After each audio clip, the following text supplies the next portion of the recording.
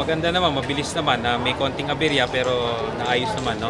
At maganda rin yung ginawa nung COMELEC natin ngayon. Meron po silang binigyan na mga form kung paano yung mga proseso dun sa yung mga may bawal na after filing. Kami, ang nagagawa naman namin, no, ang inilatag ho namin, yung mga nagawa na po namin.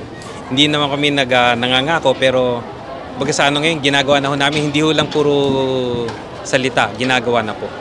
So yun yung mga programa namin. Pwede nyo bisitahin ng page namin, Action Kanyogan, or yung page ko mismo, Andy sa Pasig, para makita nyo po yung mga programang nagagawa po.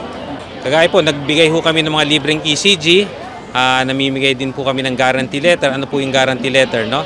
Pag yung mga taong nangangailangan for hospitalization, especially sa government hospital, tayo humihingi mula sa national ng guarantee letter para matugunan ng kanilang for laboratory, hospital bills, yung mga pangangailangan po nila.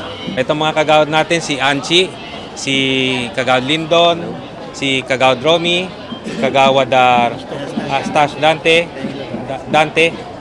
at si Kagawad June Disco.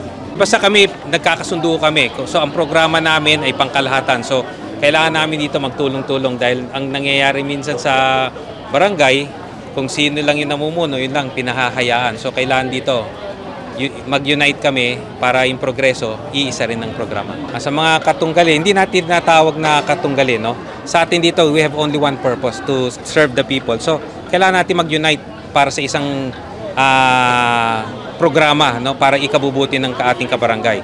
Sa ating mga kabarangay naman, pag-aralan po natin ang bawat kandidato na lumalahok sa halalang ito at piliin po natin kung sino man po yung karapat-dapat. Dahil alam naman natin, kaya po lahat tayo tumatakbo, meron po tayo isang hangarin para magbigay ng serbisyo.